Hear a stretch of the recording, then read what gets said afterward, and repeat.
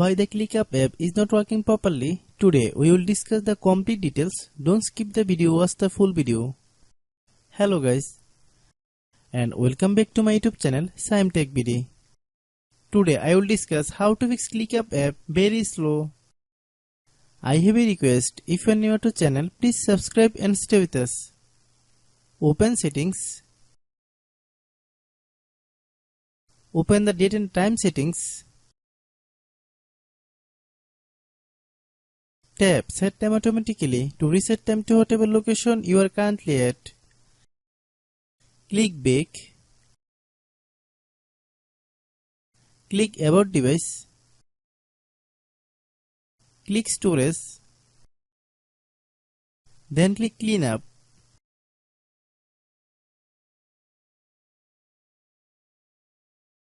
Click Clean. Click Back. Click Apps. Click App Management. Find ClickUp app. Click ClickUp app. Click Storage Use. Click Clear Cache.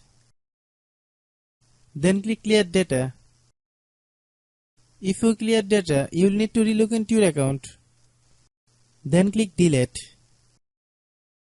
Then open Google Play Store.